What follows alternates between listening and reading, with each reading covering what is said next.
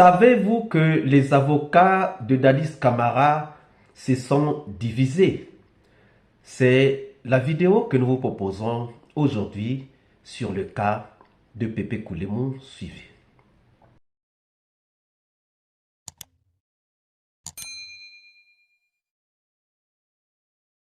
Bonjour, bonsoir, cela dépend de l'heure à laquelle vous regardez cette vidéo. Bienvenue si vous nous découvrez pour une première fois. Ça a toujours été un réel plaisir pour moi de venir vous servir, vous faire part de nos analyses. Mais nous avons toujours dit que nos analyses ne sont pas paroles d'évangile, mais que nous les soumettons au choc des idées, car des chocs des idées jaillit la lumière. Beaucoup de gens m'ont posé la question de savoir où est passé Maître Pépé Koulémou, cet avocat que nous avons tous connu dès le début du procès des massacres du 28 septembre 2009 au camp de Dadis Camara. D'abord, on vous a même parlé du fétichisme, jusqu'à dire qu'on aurait fait sortir le prochain président lorsque vous étiez président, qu'on aurait fait sortir le prochain président, un féticheur indien aurait dit qu'après vous, c'est M. Alpha Condé qui serait le prochain président. Dans ce procès, on voit tout, Monsieur le Président, vous le savez, on voit tout. Alors que Toumba lui-même qui a comparu ne l'a jamais dit oui ou non. Oui, maître. Ce sont ses conseils qui le disent, oui ou non. Oui, maître. Est-ce que vous savez qu'au procès pénal, l'avocat ne représente pas son client, mais l'assiste?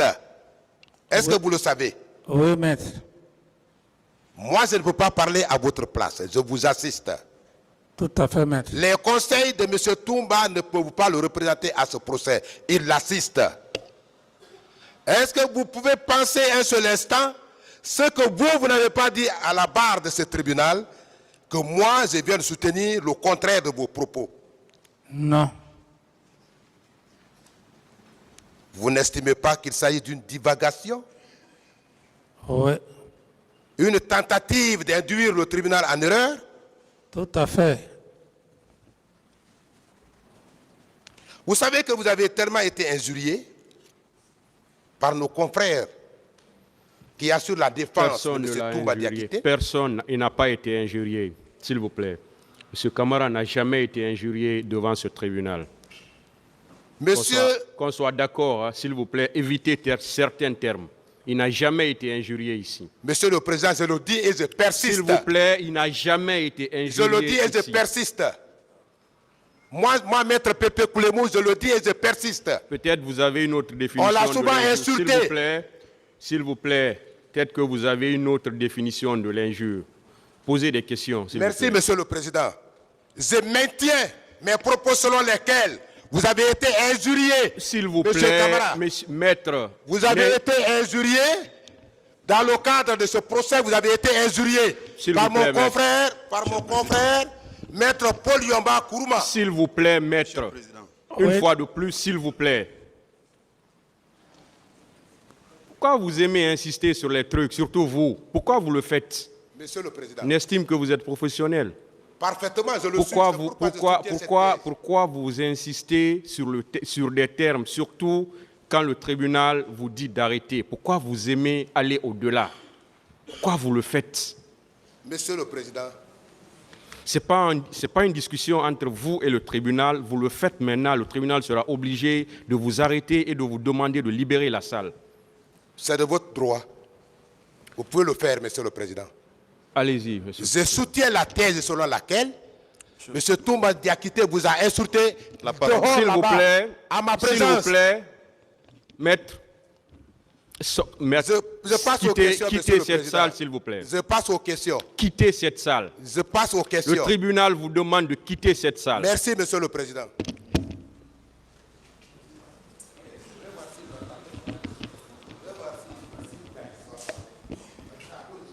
Monsieur le Président, Maître Péka, non, je vous en prie, non, Maître Péka. Le tribunal... Cet avocat que personne ne va oublier par rapport à ce qu'il a fait, par rapport à ce qu'il a dit. Cet avocat qui avait même été expulsé de la salle d'audience. Cet avocat qui s'attaquait à Toumba et qui finalement avait été expulsé de la salle d'audience. Où est-il passé? Vous avez été nombreux à me poser cette question. Et j'ai mené mes enquêtes pour vous donner la réponse. Et j'avais promis que je le ferai dans la semaine. Maître Pépé Poulemou est actuellement en difficulté avec Dadis Camara. Voilà pourquoi, depuis l'évasion de Dadis Camara, vous ne l'avez pas vu. Vous ne l'avez pas vu. Que s'est-il passé? Vous vous souviendrez que Dadis Camara avait porté plainte contre Marcel Guilavogui, disant que Marcel était en train de faire du chantage contre Dadis Camara. Bien sûr, notre page de Lola Plus Média. Merci de nous recevoir ici à domicile. Merci. Voilà, donc parlez-nous un peu pourquoi aujourd'hui le capitaine Moussa Dadis Camara, un des accusés du massacre du 28 septembre, a décidé de porter plainte contre Marcel Guilavogui. Très bien. Il ne s'agit pas d'une plainte qui date d'aujourd'hui. La plainte a été déposée depuis déjà près de 3 semaines sous ma plume, en raison principalement du fait que M. Marcel Guilavogui s'est livré à une tentative de chantage contre la personne de M. Moussa Dadis Camara, ex-président de la République de Guinée, transition CNDD. Donc nous nous sommes rendus compte que ce comportement était de nature à porter atteinte non seulement à l'honneur, mais également à la considération de mon client Moussa Dadis Camara. Donc nous nous sommes retrouvés dans l'obligation de saisir l'autorité compétente à l'effet d'examiner une telle plainte, qui est d'ailleurs, le fait est d'ailleurs prévu par les dispositions de l'article 386, 388 et suivant du Code pénal guinéen. Ce qui même a permis à Marcel de demander la parole pour une deuxième fois et venir dire une certaine part de vérité, contrairement à ce qu'il avait fait lors de son premier passage. En réalité, dans la commission des massacres du 28 septembre 2009, Marcel était dedans. Il en sait grand-chose. Marcel à la barre avait posé une question. Vous vous souviendrez. Que moi, j'ai fait beaucoup d'années en prison. Et pourquoi les autres n'étaient pas là? On lui a même posé la question de savoir les autres qui. Il voulait dire quoi? Il voulait dire que dans la commission des massacres du 28 septembre 2009, il n'était pas seul. Il y avait d'autres personnes. Il y avait d'autres personnes qui étaient impliquées. Parce qu'il était aussi au centre de cela, au cœur de cela. Donc il savait qu'il y avait d'autres personnes qui devaient être en prison comme lui, mais qui n'étaient pas en prison. Et on lui a posé la question de savoir qui. Il a commencé à citer quelques noms. Donc, Marcel a dit, a pensé, qu'il a fait la prison pendant que les autres étaient en train de jouir du pouvoir. Nous avons déjà fait une vidéo sur ça. Donc Marcel avait trahi que je n'étais pas seul à commettre les massacres. Je n'étais pas seul à exécuter les ordres. Il y avait d'autres personnes. Il y avait des gens qui ont peut-être fait mieux, plus que moi. Mais, pendant que moi j'étais en prison, ces personnes-là étaient en train de jouir d'une liberté. Mais d'une liberté qu'ils ne méritaient pas. Et ces personnes, c'est qui? Mais ce sont les Pivi, ce sont les Tchekboro, ce sont les Goumou qui jouissaient encore du pouvoir, qui recevaient encore des grades, alors que lui, il était en prison. Il a encore posé une question. Qu'est-ce qu'ils ont fait pour ma famille? C'est-à-dire, il était en train de payer le prix pour beaucoup de gens, mais ces gens-là n'avaient rien fait pour sa famille. Ces gens-là n'avaient rien fait pour sa famille. C'est tellement clair, c'est tellement simple. Ce coup de gueule de Marcel a provoqué quelque chose déjà dans le camp de Dadis Camara. Et lorsqu'il a dit qu'il voulait être payé, il voulait être récompensé, dédommagé, il a envoyé le colonel Georges, qui est actuellement en prison, pour faire la médiation. Effectivement, Maître Pépé Koulemou l'a reconnu. Il a dit non, il faut me payer, il faut me dédommager pour toutes ces années que j'ai fait de prison pour vous tous. Il a adressé cela à qui? À Dadis Camara. Par le truchement du colonel Georges, actuellement en prison.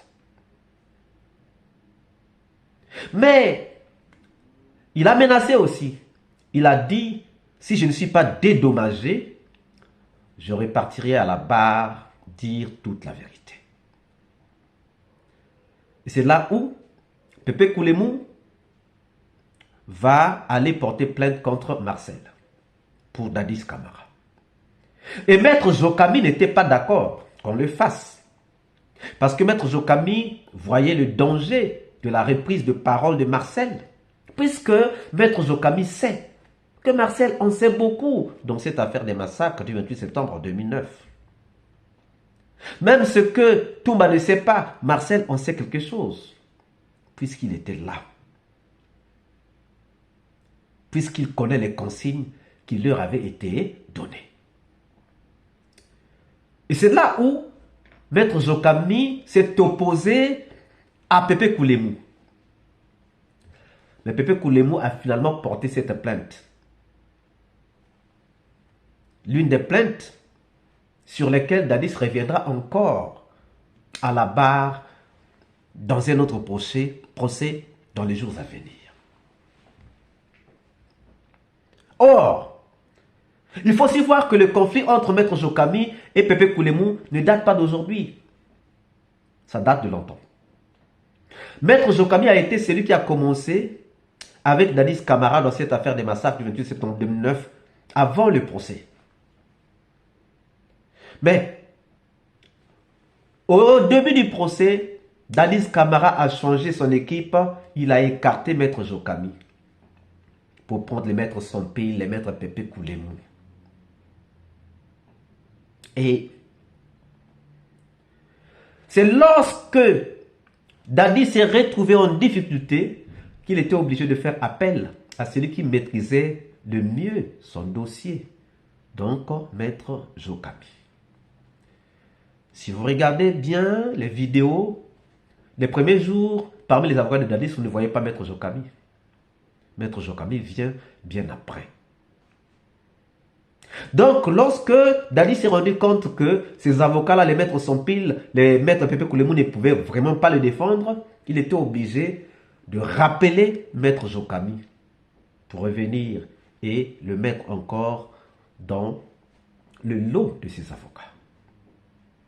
Donc déjà, il y avait deux camps. Il y avait le camp de Jokami qui avait été d'abord écarté et qui revient, mais lorsqu'il revient, il dit, moi je prends les commandes. Si je reviens, je prends les commandes. Donc ça veut dire commencer depuis là-bas. L'écartement de Jokami, le rappel de Jokami, et là encore avec la plainte contre Marcel, Jokami a dit non, ça ne marche pas. Ou bien je reste avec toi, ou bien je m'en vais. Maintenant, Pépé Koulemou est mise à la touche. Mais sauf que On ne l'a pas encore écarté complètement. Pourquoi? Parce que si on l'écartait complètement, il risquera d'aller chercher un camp contraire, un camp adverse, pour livrer les informations qu'il a. C'est clair. Et aujourd'hui, il y a un médiateur dont j'étais le nom, pour ne pas le mettre en danger, qui est en train de vouloir réconcilier Maître Jokami et Pépé Koulemou pour que Pépé Koulemou revienne, de peur que Pépé Koulemou ne parte donner certaines informations au camp adverse. Voilà ce que j'ai pu avoir comme information par rapport à la question que vous m'avez posée. Alors, chers amis, je sais que Maître Pépé Koulemou nous manque dans ce procès. Un gueulard comme ça nous manque dans ce procès. Un indiscipliné comme ça nous manque dans ce procès. Mais, que veut-on? Nous souhaiterions qu'il revienne. Nous souhaiterions que le conflit entre lui et Maître Jokami soit réglé pour qu'il revienne, qu'on le revoie, qu'il vive la fin de ce procès, la fin de ce que sera ce procès. Ne le souhaitez-vous pas? Alors, voulez-vous vraiment le retour de Maître Pépé Koulemou devant la barre? Nous attendons vos réponses dans les commentaires. Si cette vidéo vous a plu, ne manquez pas de laisser vos pouces bleus, de commenter, de partager. Et si vous n'êtes pas encore abonné, c'est le moment de vous abonner et surtout de ne pas manquer d'activer la cloche de notification afin d'être averti à temps réel de toutes nos prochaines publications. Quant à moi, je vous dis à très bientôt pour une nouvelle capsule. Ciao!